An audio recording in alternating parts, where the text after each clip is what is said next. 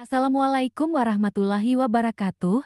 Halo teman-teman, jumpa lagi dengan channel P3K Perawat. Pada video ini, kita akan memulai belajar lagi untuk mempersiapkan seleksi P3K khususnya perawat pada tahun 2025.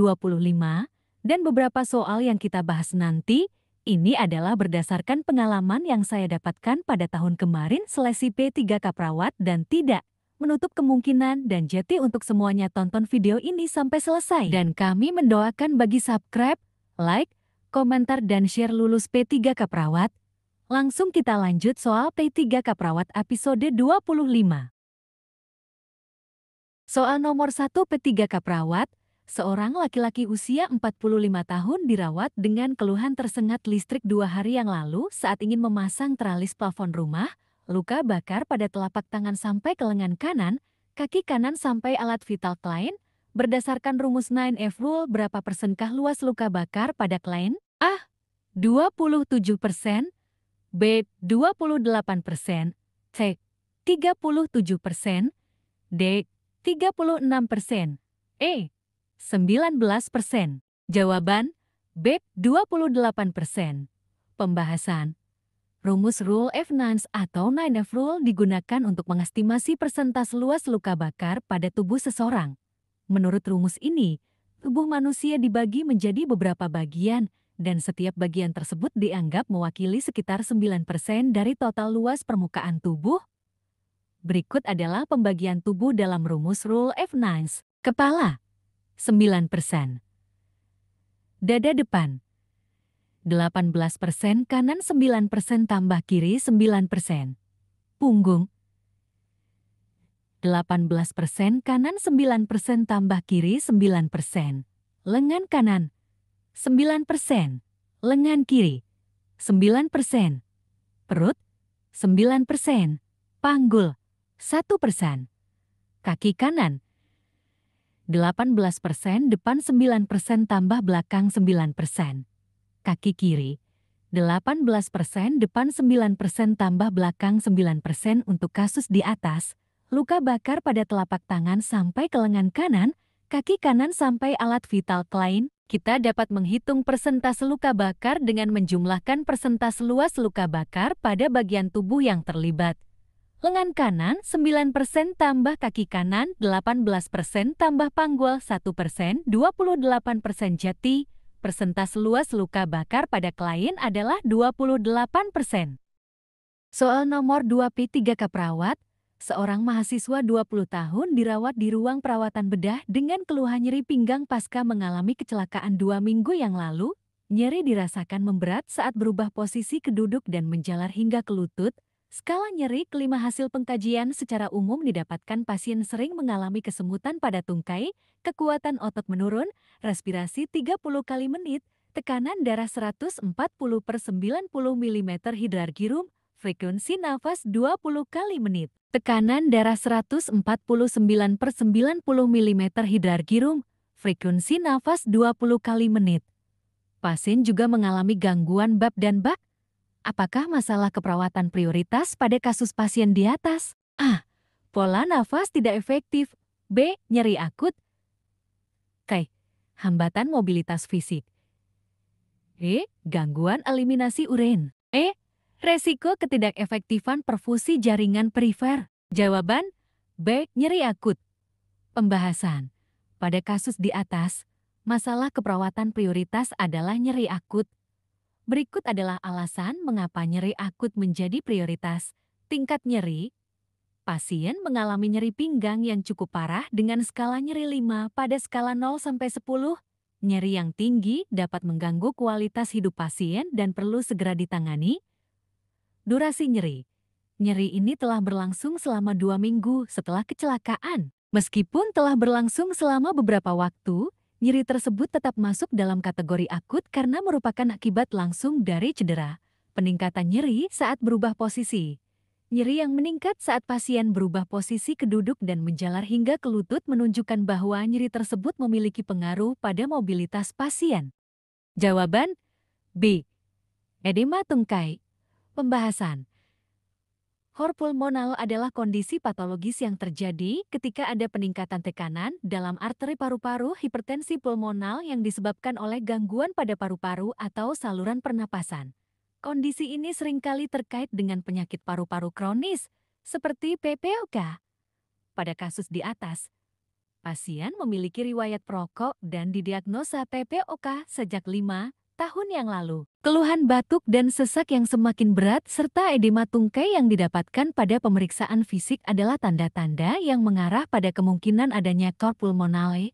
Edema tungkai merupakan gejala klinis yang umum terjadi pada cor pulmonale. Peningkatan tekanan dalam arteri paru-paru menyebabkan gangguan sirkulasi darah kembali dari jantung ke paru-paru, yang akhirnya menyebabkan penumpukan cairan edema di tungkai bawah. Meskipun tekanan darah, frekuensi nafas, dan frekuensi nadi juga bisa terpengaruh oleh cor pulmonale, gejala edema tungkai merupakan tanda khas yang lebih spesifik untuk mengidentifikasi kondisi ini pada kasus di atas. Soal nomor 4P3K perawat, seorang pasien laki-laki berusia 35 tahun dirawat dengan keluhan sulit bernafas mendadak dan perasaan tercekik, kuku sianosis, warna kulit pucat, denyut nadi lemah dan cepat, serta distensi vena jugularis.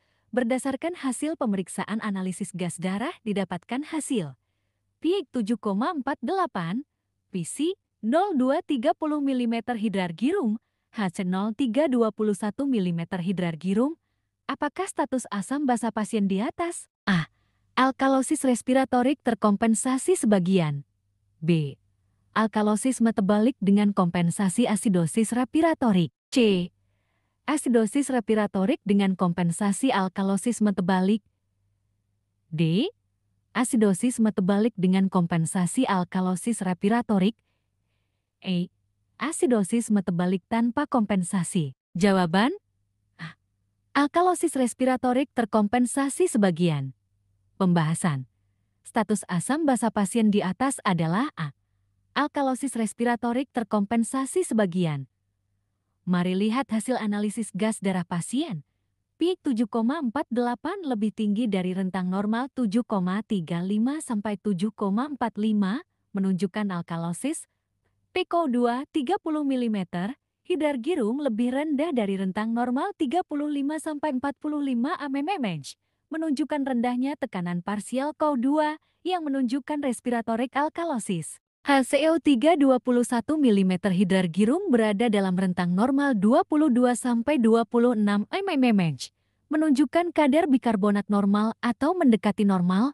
Karena PIIK dan PiCO2 berada di sisi alkalosis, sedangkan HCO3 berada di sisi normal atau mendekati normal, maka pasien mengalami alkalosis respiratorik terkompensasi sebagian.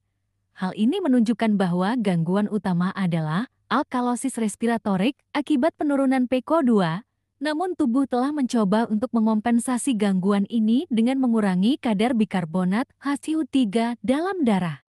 Soal nomor 5P3K perawat, seorang perempuan infartu baru saja melahirkan seorang bayi laki-laki 1 menit lalu secara spontan. Hasil pengkajian, bayi menangis lemah, warna kulit kemerahan tapi ekstremitas biru dan frekuensi nadi 103 kali menit. Pernafasan lemah dan irama nafas tidak teratur serta gerakan tonus otot lemah. Apakah interpretasi skor APGA pada bayi tersebut? A. Asfiksia sedang. B. Asfiksia berat. C. Normal. D. Sianosis. E. Gagal nafas. Jawaban A. Asfiksia sedang. Pembahasan. APGA skor adalah metode penilaian yang digunakan setelah bayi baru lahir sampai 5 menit setelah lahir. Untuk mendapatkan nilai APGA tersebut, diperlukan perhitungan saat melakukan penilaian. Menangis lemah nilai skor 1, warna kulit kemerahan ekstremitas biru nilai skor 1, nadi teraba 103 kali menit nilai skor kedua. Pernapasan lemah dan irama napas tidak teratur nilai skor 1, serta gerakan tonus otot lemah nilai skor pertama, maka nilai APGA pada bayi 6, jika skor 6 bayi diklasifikasikan asfiksia sedang. Soal nomor 6P3K perawat, seorang perawat sedang melakukan pemeriksaan di DST kepada anak perempuan usia 4 tahun. Perawat meminta anak untuk berlari dan berjalan menaiki tangga. Apakah jenis keterampilan yang sedang diuji oleh perawat? A. Personal atau sosial. B. Motorik halus. C. Motorik kasar. D. Bahasa. E. Kognitif. Jawaban. C. Motorik kasar. Pembahasan. Anak diminta untuk berlari dan berjalan menaiki tangga. Berdasarkan data pada situasi di atas, perawat sedang melakukan uji keterampilan motorik kasar pada anak. Motorik kasar merupakan salah satu metode Denver yang menilai duduk, jalan, melompat, dan gerakan umum otot besar. Sekian dan terima kasih. Sukses seleksi P3K Perawat. Jangan lupa subscribe, like, share, dan komentar ya.